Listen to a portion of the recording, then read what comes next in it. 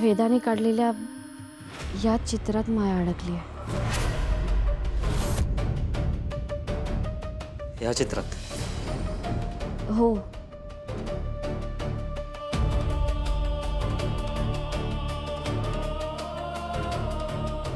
म्हणजे माया दिसणार नाही तुम्हाला यात, पण माया याच जंगलात आहे. मीरा, काय बोलतीस? It doesn't make any sense.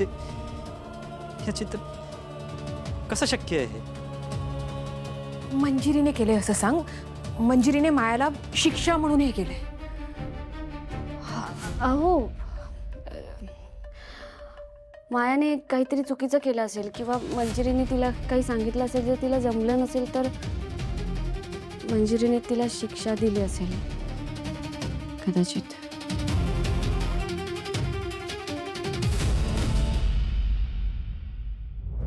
एक वेळ जरी मी मान्य केलं की माया या चित्रातल्या जंगलात अडकली आहे, पण मग तिचा आवाज त्या कपाटातून, त्या पेटीतून कसा येतोय?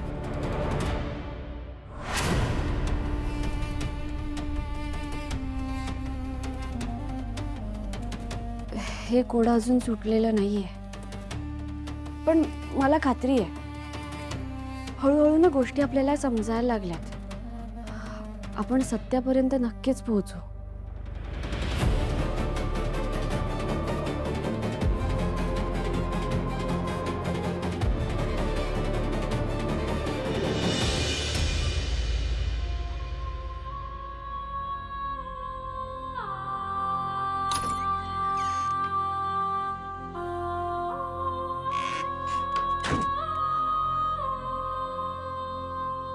ताई, वेदाच्या बाबांना खूप प्रश्न पडायला लागले आणि त्यांच्या प्रश्नांची उत्तरं देणं माझ्यासाठी खूप कठीण होऊन गेलं. मीरा, अगं स्वाभाविक आहे. 2026 मध्ये राहणाऱ्या एखाद्या माणसाला जर हे सगळं अनुभवावं लागत असेल ना, तर हे होणारच. त्यात दादासाहेब आत्ताच गेले. वेदा सुरक्षित नाहीये. मंजिरीवरचा त्यांचा संशय वाढत चाललाय. ते जरी आपल्या बाजूने असले तरी हे सगळं अविश्वसनीय आहे अगं. त्यामुळे त्यांना प्रश्न पडतायत. आणि मीरा, हे सगळं त्यांना ऍक्सेप्ट करायला जरा वेळ लागेल. ताई, पण त्यांना सगळं सत्य सांगणं गरजेचं आहे ना. हो, पण गरजेचं आहे तेवढंच सत्य सांग. ठीक आहे. बरं, मला तू सांग की तू इथे का बोलवलं होतंस? हां, मग अशी वेदा आली म्हणून ती मंजिरी वाचली आहे, पण तिला असं मोकळं सोडून चालणार नाही. ती परत हल्ला करूच शकते. मीरा, आपण वेळ वाया घालून चालणार नाहीये. बरोबर आहे तुझं. आणि बाबा कुठे आहेत हे सुद्धा आपल्याला तीच सांगू शकते. म्हणूनच वेळ नको वाया घालूया. चल ये. Madam madam madam madam please please मला इथून बाहेर काढा ना प्लीज. अहो मला मारायला झालंय हो. प्लीज मला इथून बाहेर काढा मॅडम. प्लीज प्लीज, मी इथे अडकले. माया माया शांत होतो आधी. कुठं आहेस तू? मी मी मी इथे आहे, जंगलात अडकले मॅडम. अगं मग तू तिथून बाहेर का नाही पडत आहेस? अहो मॅडम, मी तुम्हाला तेच सांगते. मी बाहेर पडण्याचा खूप प्रयत्न केला, पण इकडे जिकडे बघाव तिकडे जंगल आहे नुसतं.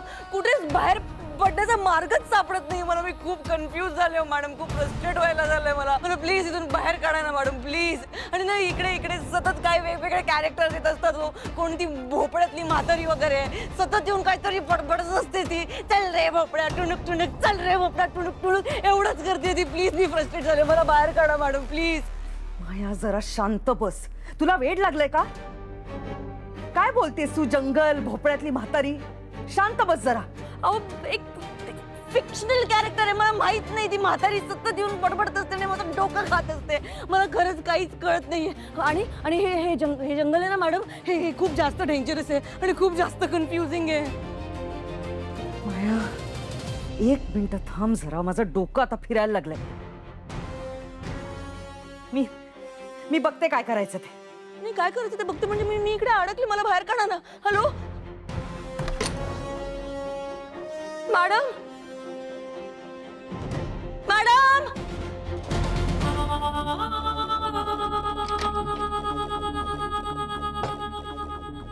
गेलं का?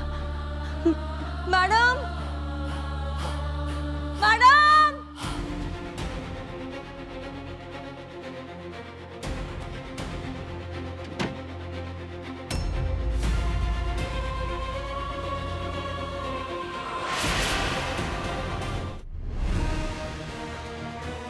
काय झालं मंजिरी? घाबरलीस का?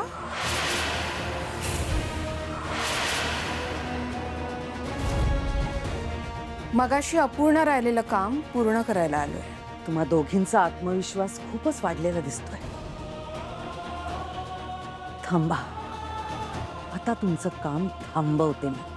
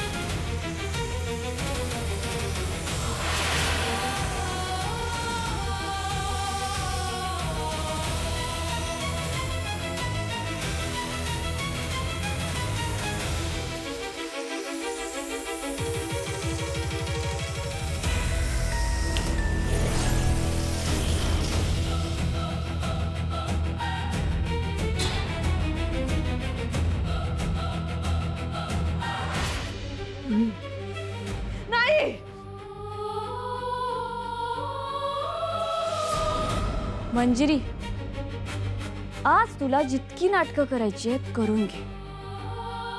आजची रात्र तुझी शेवटची रात्र आहे. कारण आज तुझं खरं रूप सगळ्यांसमोर येणारच आहे. ताई, वेळ वाया घालवू नकोस.